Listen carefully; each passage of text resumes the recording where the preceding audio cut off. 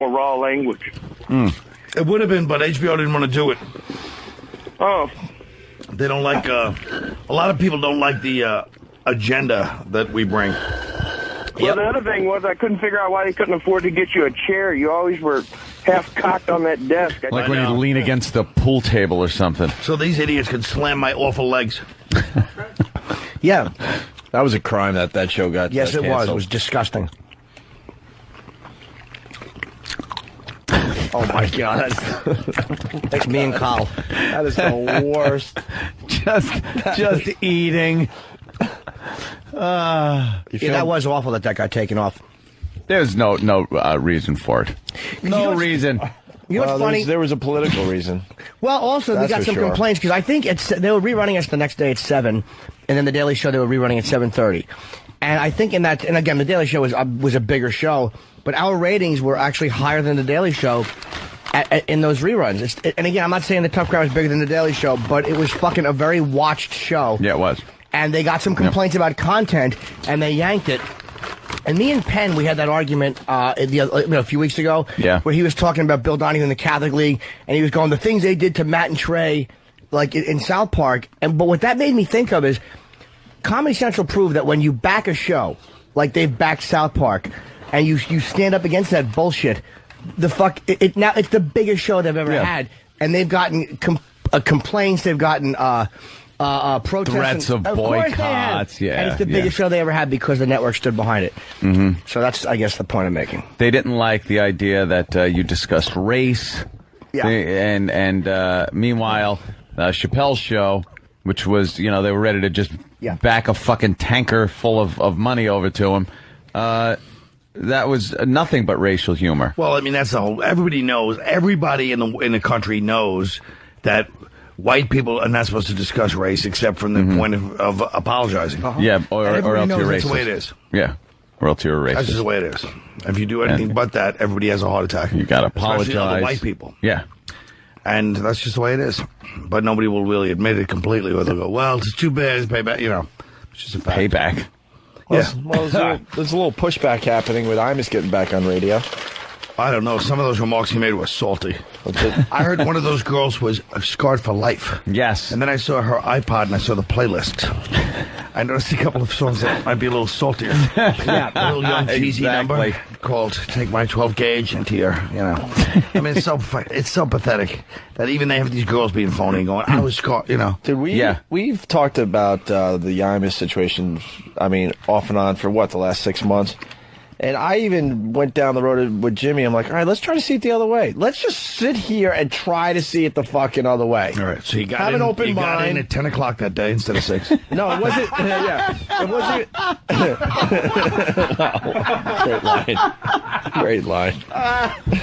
Stupid me still trying to make my point. But very good, Colin. A cup of tea with 8 sugars later. Right. Bravo.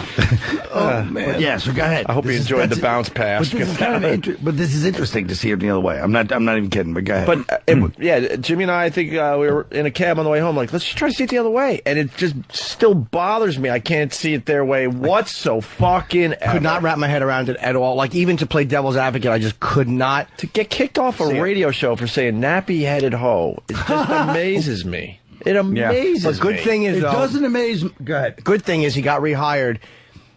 And the bottom line is, it's a great fucking thing that he got rehired, because people go, oh, so now we're going to have to deal with him on the other side. It was a terrible move to what he did in the end? He helped the Rutgers women's basketball team program, because there was an article a couple weeks ago that recruiting has never been better for that school because of what Imus said. He actually helped their program. In the end, it was a massive positive thing for the school and every single person that was on that team, including the coaches and the stupid mop lady. And all the mops the fucking floor after the game's over. And they got nice hats for all the girls, so you can't see their hair.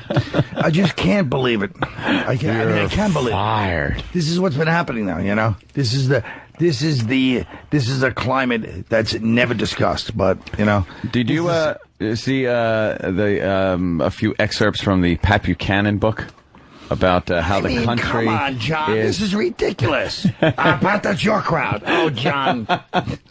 How this country is just Finished. Pretty much done as one of the great empires of the earth that is pretty much on the downswing. And me and philosopher Nick DiPaolo were talking about this yesterday. And what Nick DiPaolo actually said, which is true, is Pat Buchanan, one thing, whatever people think about him, he has hit the mark. He's been the most predicted the most things in the past 20 years that were kind of happened. Yeah. In the country. Yeah. And I think it's definitely He says true. with the dollar at an all-time low, foreign countries looking to get off the whole dollar. They're looking to pick up on the euro. China owning half of our country. The housing market just in the shitter. And then the invasion from Mexico that's happening. But this sounds like one of those things where you're like this. Ready? Yeah. I'd like to read something to you, Anthony. The foreigners are invading our land. The economy's at an all-time low. Yeah. There's crime everywhere. That was written in 1840. Oh, yes. And if you look, that was written by Abraham Lincoln. Yeah, and we still went on to blah, blah, blah. But, but I do think there's, I don't know what's going to happen with the actual country, but it's like that, just the phoniness of what we're talking about, the lack of discussing anything, the triple-double standards that go on. But you know what? It's not just white people anymore that are getting it, but black people don't get it from whites. They get shit from other minority groups. Like the Asian groups, because there have been black DJs fired, like Donnell Rawlins got fired for something he said. There's been other black guys that get a lot of shit, but they never get it from white people because white people still feel paternalistic. They get it from fucking Asian groups who don't give a shit. And they deal with racism from blacks in the neighborhoods, having to fucking have them scream about more duck sauce and fucking the Korean delis. They do. They deal with racism from blacks all the time. So they've had it up to here. They don't give a shit. They don't have any guilt. I feel sorry for your mother. Yo, Jet Li. Yo, what you say? Yeah. Yo, Jet Li. But the only people that don't call... Li. Where you keep the cold beer, Poppy? Yo, Jet Li. I was at the Gene Simmons roast. Carrot Top was one of the roasters, and I think RZA from Wu-Tang was there. This is backstage, and he was trying to talk to Carrot Top. He goes, "Yo, Carrot Head." It really made me laugh. Carrot Head. Yo, Carrot Head. Did Carrot Head use any of those muscles of his? No, he was to just fight back. Of course not. He was fucking funny on the roast. So I'll tell you that was. Yeah. Carrot Top was. Yeah, he was really funny. Yeah. What am I saying? He was really cool on our show. Yeah. He was funny and nice. Yeah, he's great. All right, we're going to take a break. Colin Quinn in studio playing Gotham Comedy Club. An amazing comic. And, an amazing depressed comic. He's insightful. That's the best comedy I'll to say see, one by thing the way. about Opie. That son of a bitch has always come to see me. And Anthony actually showed up once, but he had to sit right behind my aunt, remember? Yes. Remember I badgered Anthony because Opie always came, and then Anthony's right behind my couch. She's like, "Honey, isn't he the greatest?" She's grabbing him the whole show. That's cool. I fucked her.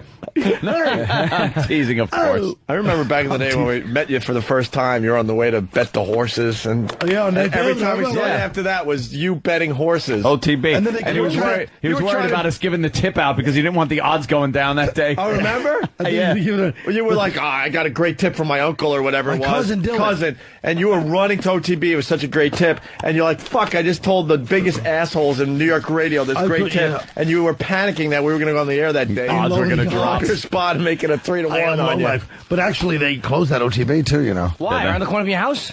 Why? Oh, Ninth Avenue's really booming, Jim. I mean, you should get up there and try to invest. You're right there by. Take a brief walk on a Sunday after Lincoln Center, you cocksucker. And then you were trying to drag us into that world with you. Come on, let's go. You guys wanted to bet. I love that. Come on, let's go bet. Let's bet. That's Anthony's family bets the Trotters. They probably go to the dog track. Dude, Anthony looks like a highlight player. We look like a Basque highlight player. Wow. We did a gig at a dog track. We had protesters. We had protesters outside. Great. Why? We were just trying to make an extra $100 because we were making no money in radio. And on the weekend, we're like, could you guys do an appearance at the dog track? We're like, yeah, whatever. How much? It was like $100 to $200 each. We're like, cool. That's some nice drinking money, right? We show up. There's a massive protest going on with our names on the sign. We're like, what the fuck? Yeah, What thanks. did we do? Actually, Jim's working a dog fight this weekend. We just want the to. North Fork Dog Fighting Association. No, that's New Year's Eve. It's an 8 o'clock show. God. At the old Westbury Music Fair. If you want tickets, you go to Ticketmaster tomorrow morning at 9 a.m. Mm-hmm. Goes on sale. There you go. See? Like, we just want to throw T-shirts out. You know, collect a couple $100, and we're dealing with fucking protesters. Like throwing shit at our cars and stuff. Animal hater. Right. The dog. And they're showing, like, they have signs with pictures of greyhounds with big open wounds on them. And yeah, those aren't the dog track dogs. Dog track dogs are treated very healthy. well. Is there any strategy it's to when bet they the can't dogs? run anymore. I think you have